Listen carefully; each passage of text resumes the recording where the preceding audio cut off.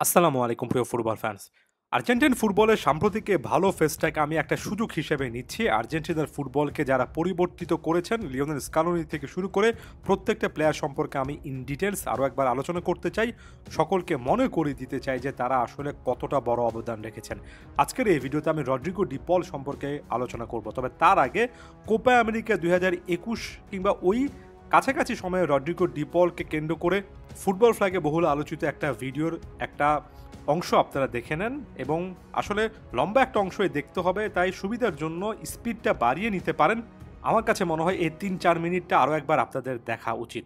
মানে এখন যদি দেখেন কেন আমার কাছে একজন মিডফিল্ডারের গেম রিডিং স্কিলের দিক থেকে রদ্রিগো দি পলকে অ্যামেজিং লাগে।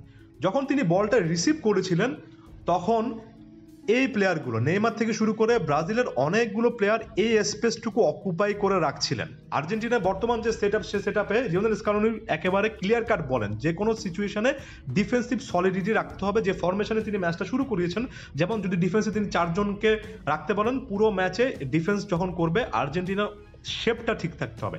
এখানে শেপ কিন্তু নষ্ট হয় নাই। রাইট ব্যাক আছেন, এখানে সেন্টার ব্যাক রোমেরো আছেন, সেন্টার ব্যাক ওটামেন্ডি আছেন এবং তাদের মাঝখানে স্বাভাবিকভাবে হোল্ডিং মিডফিল্ডার হিসেবে পারেদেস ড্রপ ডাউন করেছেন। এসব জায়গা থেকে তিনি ড্রপ ডাউন করে এসবে চলে এসেছেন, অর্থাৎ মোটামুটি ডিফেন্সিভ শেপটা ঠিক আছে। এই মুহূর্তে একজন মিডফিল্ডারের যে জিনিসটা দরকার সেটা হচ্ছে এই জায়গার যে কনসেন্ট্রেশন, সে কনসেন্ট্রেশনটা বন্ধ করা দরকার। কারণ এই জায়গা থেকে এত বেশি ব্রাজিলিয়ান প্লেয়ার, এখান থেকে তিনি যদি সামনে পাস দেন কিংবা ব্যাক পাসও দেন, তারা হাইলি প্রেস করবেন, ডিফেন্ডাররা বিপদে পড়ে যাবেন। সো এই জায়গা থেকে রদ্রিগো দি পল যে কাজটা করেছেন, তিনি এই সাইডে এসে বলটা নিজের কাছে রেখে অর্থাৎ হোল্ড করে তিনি মার্কোস অ্যাকুনিয়াকে বলেছেন তুমি ফরওয়ার্ড মুভ করো, তুমি ফরওয়ার্ডে মুভ করো। ফরওয়ার্ডে মুভ করলে যে জিনিসটা হবে, প্রথমত এই যে একটা কনসেন্ট্রেশন ছিল এই জায়গা থেকে, যে এরা হাই প্রেস করছেন পাকুইতে থেকে শুরু করে রিচার্লিসন, এই প্লেয়াররা এই কনসেন্ট্রেশনটা নষ্ট হয়ে যাবে। এই প্লেয়াররা আরো ওয়াইড স্পেসে চলে আসবেন, অর্থাৎ স্ট্রেস হবে ম্যাচটা।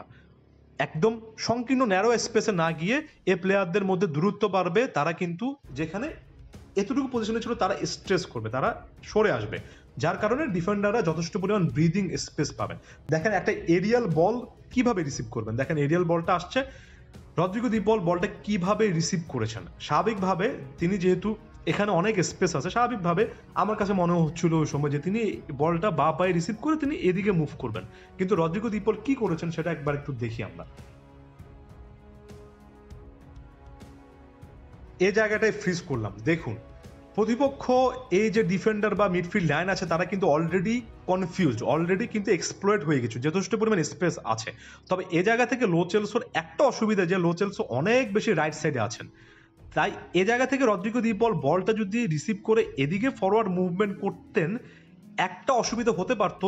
এই যে সেন্টার ব্যাকটা আছে, অর্থাৎ এই সাইডে যদি দেখি, এই সাইডে যে সেন্টার ব্যাকটা আছে তিনি এদিকে যদি মুভ করতেন, মাঝখানে এই প্লেয়ারটা এইদিকে এসে পাসিং লেনটা হয়তোবা বন্ধ করে দিতে পারতেন। যদি বন্ধ করে নাও দিতেন, তাও এইদিকে মুভ করার কারণে প্লেয়ারটা কাছাকাছি চলে আসার পর রদ্রিগো দি পলকে যে পাসটা দিতে হতো, পাসটা লো চেলসো অনেক বেশি ওয়াইডে অর্থাৎ অনেক বেশি রাইট সাইডে রিসিভ করতেন। এতটা ডান সাইডে সরিয়ে গিয়ে রিসিভ করলে লো চেলসোর জন্য এতটা ইম্প্যাক্ট ফেলা অর্থাৎ গোল লাইনে চলে আসাটা ইজি ছিল না। সে জায়গা থেকে রদ্রিগো দি পল যখন বলটা নিয়ে ইনসাইড মুভমেন্ট করেছেন, ইনসাইড মুভমেন্ট করে যে জিনিসটা তিনি বেটার করেছেন, অলরেডি এই প্লেয়ারটাকে গেম থেকে অর্থাৎ এই 5 জন এর ইকুয়েশন থেকে এই প্লেয়ারটাকে অলরেডি বাদ দিয়ে ফেলেছেন। এই সেন্টার ব্যাকের এখনো ইনিশিয়াল মুভমেন্ট কিন্তু এই সাইড, এই সেন্টার ব্যাক মনে করছেন যে রদ্রিগো দি পল মনে করেছিলেন যে এই দিকে আসবেন, রদ্রিগো দি পল এখান থেকে মুভ করে এদিকে আসবেন। এই সেন্টার ব্যাকের কনসেন্ট্রেশনটা কমপ্লিট এই সাইডে, তিনি একেবারে কনফিউজড। এখন শুধুমাত্র এ প্লেয়ারটা আছেন যিনিও আসলে অনেক লেট করে ফেলেছেন, আর এ প্লেয়ারটাও রানটা ধরতে পারেন নাই। স্বাভাবিকভাবে এই ইকুয়েশন থেকে একেবারে রং ফুটেড হয়ে গেছেন সেন্টার ব্যাক, কিচ্ছু করার নাই কারো। এই সেন্টার ব্যাক যেভাবে রং ফুটেড হয়েছেন, যেভাবে বোকা বনেছেন, কারো কিচ্ছু করার নাই। একেবারে ছোট্ট ব্যাপার, শুধুমাত্র এই বলটা তিনি কোন জায়গা থেকে রিসিভ করছেন, শুধুমাত্র এই বল রিসিভিং স্কিলটা একটা মিডফিল্ডারের অসাধারণ কোয়ালিটি। সো আমি দুটি স্কিলের কথা বললাম, একটা গেম রিড করা, আর একটা হচ্ছে ফার্স্ট টাচ অথবা বল রিসিভিং স্কিল। সো এখানে রদ্রিগো ডি পলের ওই সময়টাতে আরও ৩-৪ বছর আগে ডি পল আসলে কিভাবে অবদান রাখছিলেন সেটার কথা বারবার করে বললাম, কয়েকটা স্কিলের কথা বললাম। আর্জেন্টিনার ফুটবলে নতুন একটা যাত্রা এই ডিপলদের মাধ্যমে শুরু হয়েছিল। ভুলে যাবেন না কোপা আমেরিকা ২০২১-এর ফাইনালে আনহেল ডি মারিয়ার মহামূল্যবান আর্জেন্টিনার ফুটবল ইতিহাসে মোড় ঘুরিয়ে দেওয়া সেই গোলটার অ্যাসিস্টটাও অনেক ডিপ থেকে রড্রিগো ডি পলই করেছেন। রড্রিগো ডি পল সম্পর্কে সর্বশেষ যে ট্যাঙ্গো স্টাইল ফুটবলের ভিডিওটা বানিয়েছিলাম সেখানেও দেখিয়েছিলাম প্রথম গোলটার ক্ষেত্রে কিভাবে ডি পল অনেক ডিপ থেকে একটা বল বাড়িয়েছেন, পরবর্তী গোলটার ক্ষেত্রে কিভাবে ডি পল দুজন ব্রাজিলিয়ান প্লেয়ারের মাঝখান থেকে নিজের স্পেসটা বের করে ওই গোলটার ক্ষেত্রে আক্রমণটা সূচনা করেছেন, এমনকি চতুর্থ গোলটার ক্ষেত্রে কিভাবে ডিপ থেকে বলটা বাড়িয়েছেন।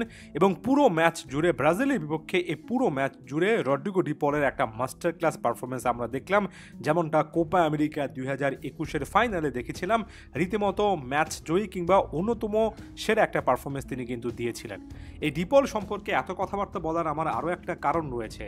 প্রায় সময় রড্রিগো ডি পলকে কেন্দ্র করে একটা দুটো ম্যাচ যখন ডি পল খারাপ খেলেন কিংবা কিছুটা হলো অফ ফর্মে থাকেন, তখন একটা বড় রকমের সমালোচনা দেখিয়ে আমি আজকে ক্লিয়ার কাটভাবে জিনিসটা বলতে চাই, রড্রিগো ডি পলকে ছাড়া আর্জেন্টিনার মিডফিল্ড অসম্পূর্ণ হবেই না।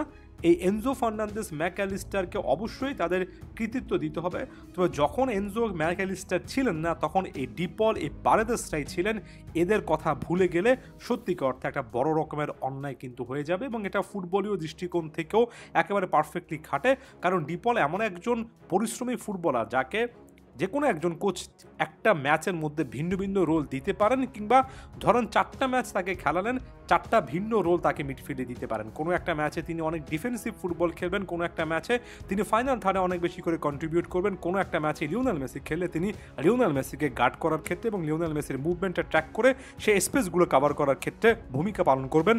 এরকম ওয়ার্কহর্স একজন প্লেয়ার আর্জেন্টিনার মিডফিল্ডে লিওনেল স্কালোনি বের করে আনতে পেরেছেন বলেই, যিনি কিনা শুরুর দিকে উদিনেসের জার্সিতে একজন উইঙ্গার হিসেবেও খেলেছেন, তাকে পুরোদস্তর মিডফিল্ডার বানিয়ে ফেলার কারণেই কিন্তু আর্জেন্টিনার মিডফিল্ডে একটা পজিটিভিটি শুরু হয়েছিল, যেটার কেন্দ্রবিন্দুতে ডি পল ছিলেন। আজকের এই ভিডিওতে তাই আলাদা করে রড্রিগো ডি পলের প্রতি একটা অন্য রকমের ট্রিবিউট থাকলো। আশা করছি আর্জেন্টাইন ফুটবল ফ্যানেরা সামনে এই জিনিসগুলো আরও ভালো করে মনে রাখবেন। ধন্যবাদ সবাইকে।